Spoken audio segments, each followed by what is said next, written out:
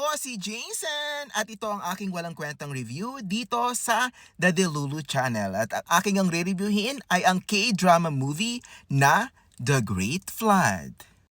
Pinagbibidahan ito mga be nila Kim Dami at Park Hae-soo. Si Kim Dami, siya yung kapartner ni Park Seo-joon sa Itaewon Class.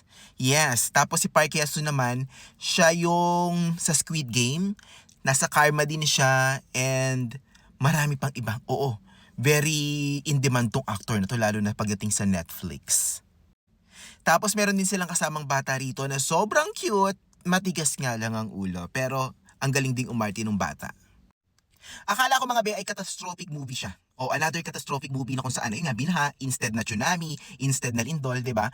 Pero sci-fi thriller din siya mga be. Sci-fi thriller na dumadrama din yung atake. Ganon mga be. Oo, kasi kwento ito ng mag-ina kung saan nasa third floor sila noong building. So syempre kailangan nilang umakyat pataas para makaligtas doon sa The Great Flood. And tutulungan sila ng isa pang karakter ni Park Hae-soo kung saan kailangan nila makarating dun sa rooftop para makasakay ng helicopter. Yes, and very special sila, di ba? Bakit sila pasasakayin dun sa helicopter? Kasi mga be, scientist, doktor, itong si ate, Kim Dami ninyo. Oo. And itong bata, hindi lang siya basta-basta bata, mga be.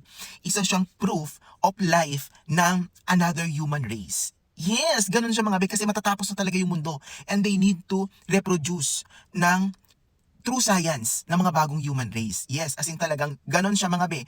And ayan, paulit-ulit na babalik sa ate girl upang iligtas ang kanilang anak. Ang ganda nung sasabihin ko. Oo, kasi meron pang ganong element dito. Kasi nga, it's a science story, science thriller siya, mga sci-fi thriller, ayan.